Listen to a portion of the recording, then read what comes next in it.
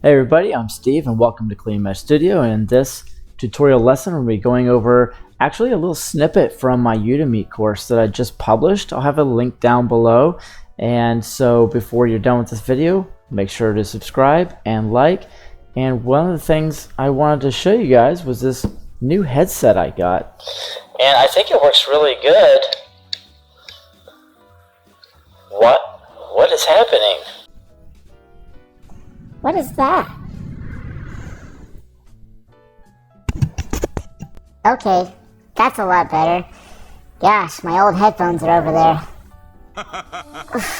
And my microphone. It's terrible. Anyways, let's jump into the tutorial, everyone.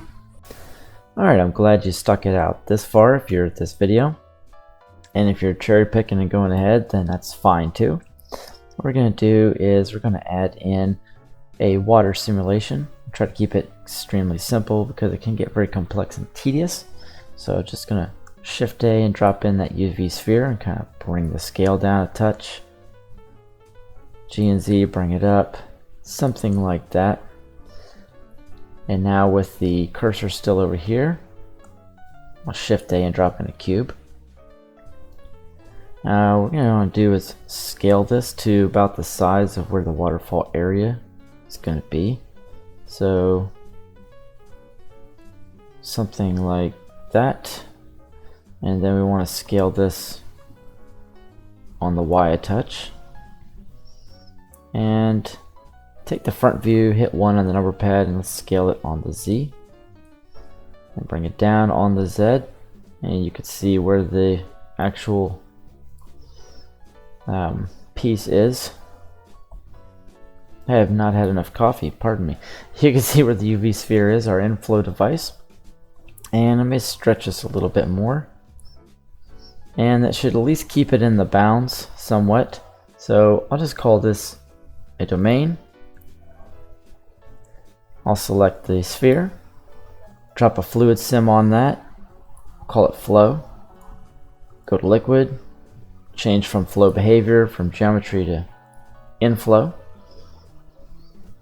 Then we can grab our domain and we can put the resolution a little higher, like 64 would be low.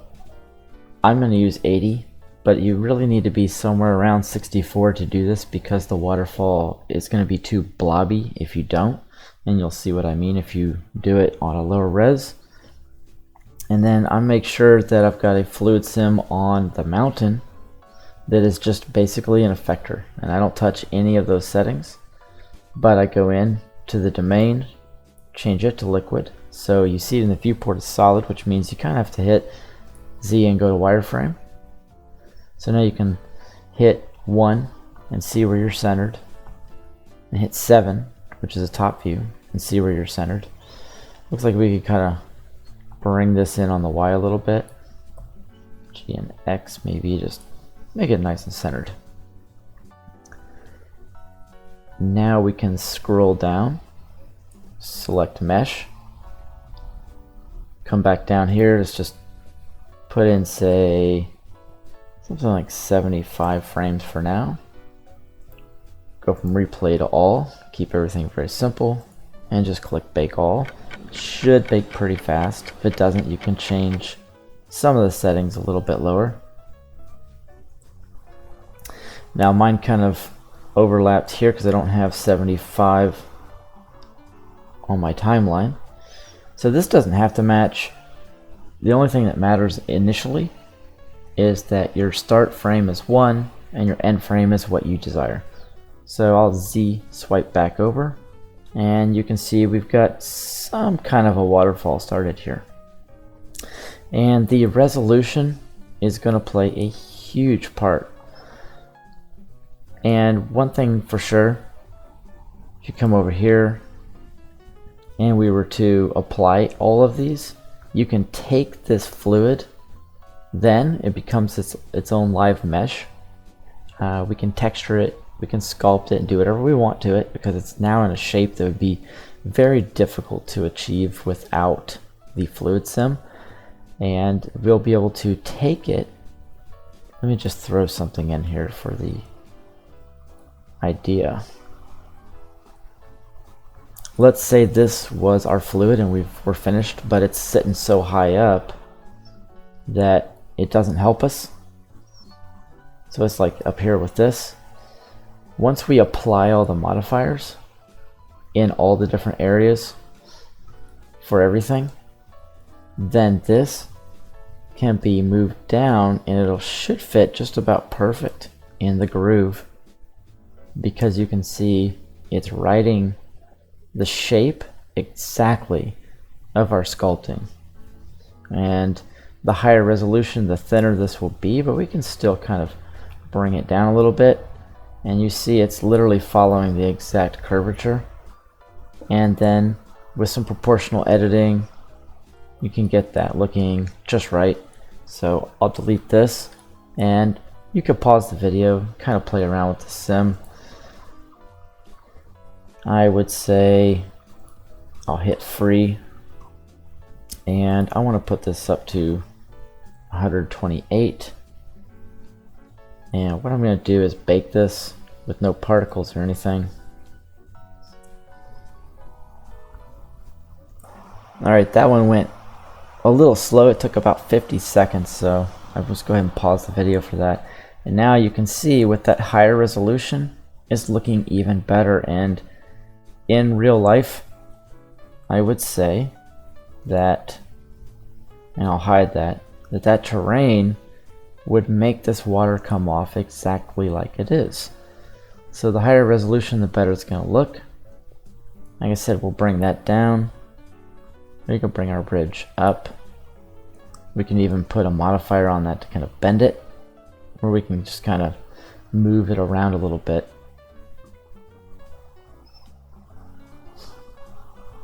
I'll bring all that back.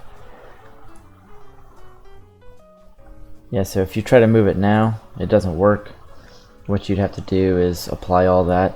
So now what I would do is I would take this,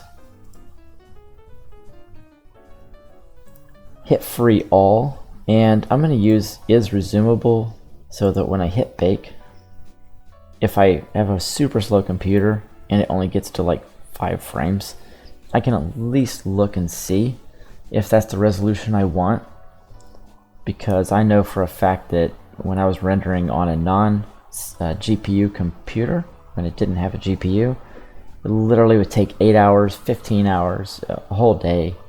It was very, very frustrating. And then at the end of that, you don't have what you want.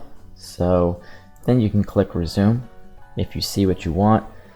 And if you've reached a number of frames that, you know, you got enough simulation and that's all you want to do, well, then you can hit escape and stop it and continue from there. So that should save you some time. So another thing you can do if you want is you can actually do some individual baking, and I'll go to modular as my setting under the cache, and now I can bake the resolution, then I can come down and bake the rest of it. But I'll bake this first.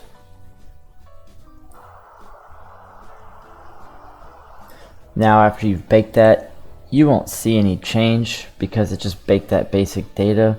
But if you come down to mesh and drop down the mesh, now you have the up-res factor and you can bake that individually. So I could put mine maybe to 4. I'm going to click use speed vectors, and that's going to allow me to have some motion blur later.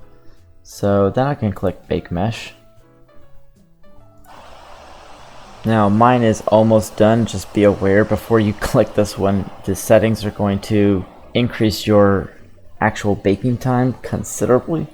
This has taken me about 1.5 minutes, 2 minutes, which on a non-GPU computer, it's going to take you a lot longer. As you can see, the separation here is a lot nicer. There's a little higher resolution, which you could kind of view as more subdivisions. And of course, mind you, we haven't shaded this thing smooth yet. So you can free that mesh and rebake it if you don't like it. And it's the same up here. If you didn't like something, well, I mean, you wouldn't really necessarily know that part, but then if you were to go to particles, maybe you wanted to add a spray, the foam, and the bubbles, and then you can go ahead and bake the particles separate. And this one's going to be a little different as well. Like the up-res factor, you've got that. You have a lot of settings, and I've seen some other tutorials on these.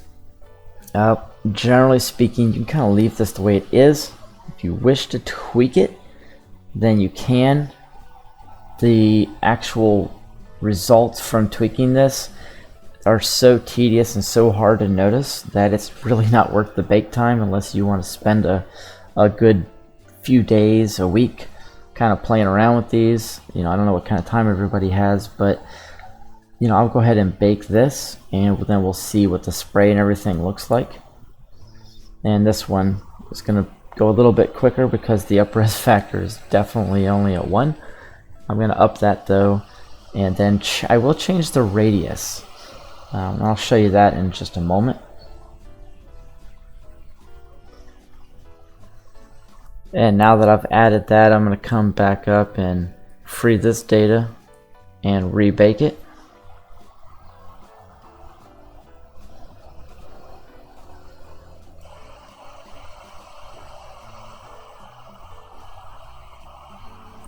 Or if you wish to avoid all that, and I just freed everything, you come right back down and under the cache area. Instead of replay or modular replay, you can actually get some live feedback, but it's kind of hard to do on a slower computer. So just clicking all just kind of isolates everything, but the is resumable, just tapping escape, you can kind of see already, you know, it doesn't look too bad. And if you wanted to bring the up-res factor under the mesh up to like 3, maybe come up to your overall resolution. Not sure I would do too much more than that, but just for the fun of it, I'm going to test it out. I'm going to hit Control Save because I don't want to lose everything, and then I'll hit Bake. And as you can see, even on my 3060 GPU, this is going really slow. Probably give it about 10. And I'll hit escape. Yeah, that looks really, really nice. So it's worth it to do it the higher resolution. And then later, you know, you shade this smooth. You could do it now. And that mesh is going to look just tremendous. So if I was to come over here and go under materials for the blender kit, type up our basic water, grab water 2.0 and just put that on there. That's exceptionally clear, a little bit too clear really. Then go under the render properties and go under film, and you can select transparent for your background and then transparent glass, and play around with the roughness threshold if you want and make that exceptionally clear. I don't think I'd really want it that clear, so definitely would work on putting a little bit of a different shader on there. That one kind of looks like gel, but the caustics are really nice under there. Actually, I'm going to take a moment and teach you about caustics, because on the back side of the waterfall this would look really nice. So I'll select my main terrain here, the waterfall terrain, go to object properties, and I've already got it all down, right? So go to shading, and what you can do is click to receive shadow caustics, and that just improved it tremendously. I think you get 10 bounces per item, and then maybe only 1 or 2 items in the scene can cast shadow caustics currently. But if you click the water and click to cast shadow caustics, you see it's looking pretty nice under there, how the light breaks up under it. That's caustics. And so let's see if we can do that here as well. Under ray visibility, settings, sun position. Yeah, so under settings and surface for the world lighting, we can enable shadow caustics. And now you can see the true shadow caustics under here. Absolutely incredible. And it's definitely a sticking point for me when I finish up this waterfall to definitely have those caustics enabled, because the pure reflection through the water, however that's going to break it up. Like if I brought it back a little bit so you can see how it adapts the caustics as it goes. So let me just select this, go to physics. I think I paused it. So if I click resume, maybe I can get a couple more out of it because it's calculating everything now. And I'll hit escape. 15 should be pretty good. And there you go. There's shadow caustics in Blender, and what it produces is something very realistic. So let me jump to solid view and get under here, and then go back to rendered. Turn off the Blender kit. Yeah, that's gorgeous. So that water flow right there, and I'm pretty sure that when we selected speed vectors, that is the motion blur, and that's going to be picked up when you put a shader on it. You're not going to see it beforehand, but that would be what the speed vectors are going to do, and give you some actual motion blur inside of your mesh so it looks hyper real. And this might actually end up being where I go with it. So take your time, figure out how you want it to look. We can hide all this stuff later and disappear it. That won't be there, or it won't even be, at least it won't be in the camera view. And then we can have a nice roll up like this, and then looking out across our scene. So stick with it. It's tough stuff. Make sure to take the time to get this thing out just right, and then like I said, once you've got it over the waterfall, if you will, kind of like we had it in the beginning, once you've got it over the waterfall, we'll have it at a frame, and we'll go over this again, and then we'll apply everything, and then we can have that waterfall static, and or we can render it as an animation. So as it's flowing, we can have it casting the shadow caustics, and that takes a long time sometimes for your computer to do all that, but it's well worth it. So thank you for watching, and I will see you in the next lesson.